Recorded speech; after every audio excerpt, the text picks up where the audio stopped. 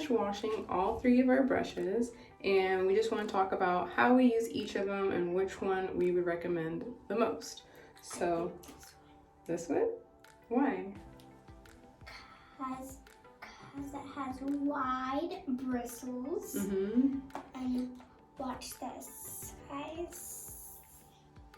What are you trying to show? And it's very, very, very, very flexible. Yes, this one is flexible, but the one downside to this brush is I don't feel like it gets out 100% of the knots. So whenever I'm detangling Maya's hair or my hair on actual wash day, I will go through with this brush and then, can you hold up your 2 brushes?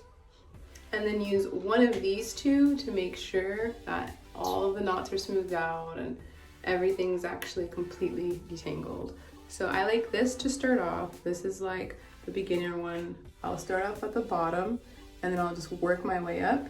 Another downside to this brush is that if you're trying to like smooth your hair into a ponytail or into a sleek style, this isn't really gonna be that helpful to you. So these 2 brushes, do you want to talk about those 2, Maya? These 2 brushes are a little bit better. So these 2, we use them pretty much interchangeably. You'll see that there's a slightly different shape. And this one, I think this one's slightly taller bristles.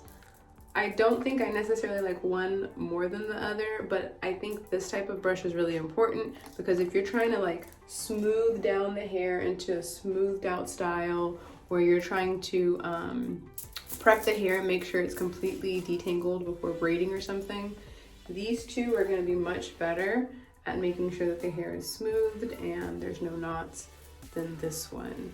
But I will also add that in addition to using these 2 brushes, what do we usually do first, Maya? Before we use brushes, what do we do first? Finger detangle. Yeah. I think Huh? they see Okay. Maya got some new earrings for her birthday and she said, I think that they see it on camera. They look beautiful. So, all in all, I honestly think that both this style of detangling brush and this style of detangling brush, having one of each would be really beneficial overall. If we're going on vacation or traveling and I could only take one, I would pick one of these 2 just because I feel like I could do more with it. I could detangle as well as style or smooth down or whatever.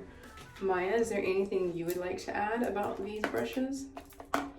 Those brushes, these 2 are pretty good for smoothing down. If you don't want to use a brush, that's okay. You can use an edge brush or just use your hand. Yeah, you use any tool that you have at your disposal.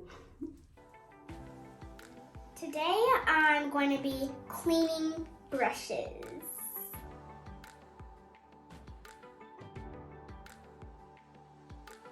When the hair is dry, it comes out much easier, just like this in one large piece.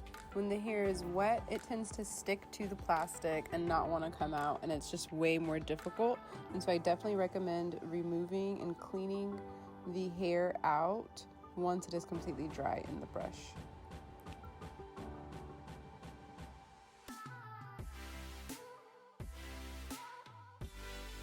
Which one do you think is more gentle when I use it on your hair? Really? Okay. Huh? Look, guys. What are they looking at? The buildup. Right in there. Right there.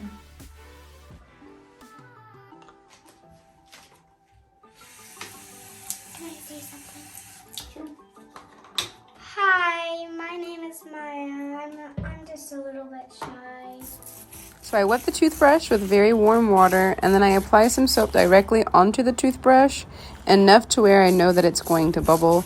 And the soap is actually already diluted 50-50. If you've ever used Dr. Bronner's Castle soap, you know that it is really concentrated and a little bit goes a long way. And so I'm just going to be sure to clean between every single set of bristles.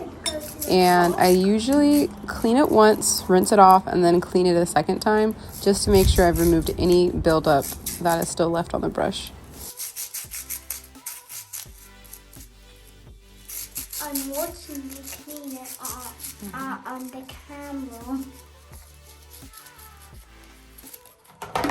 50 seconds, 60 seconds, 70. So this one is a lot harder to clean just because these things are not as flexible. And so I take the toothbrush, I already put some more soap on it, and I make sure that I push all the way down. I do know many people choose to soak their brushes to clean. I personally avoid this after experiencing water being stuck inside the brush. Like I would shake the brush and I could hear water still being in there, and I just didn't want to risk any mold or just any yuckiness growing inside of the brushes. And so I personally like to clean with the toothbrush and rinse, and I'll do this pretty much every week, sometimes bi-weekly.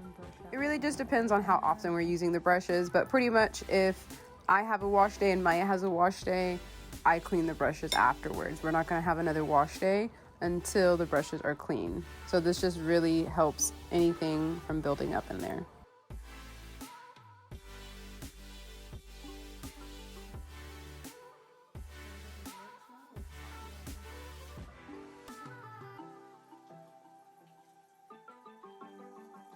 Over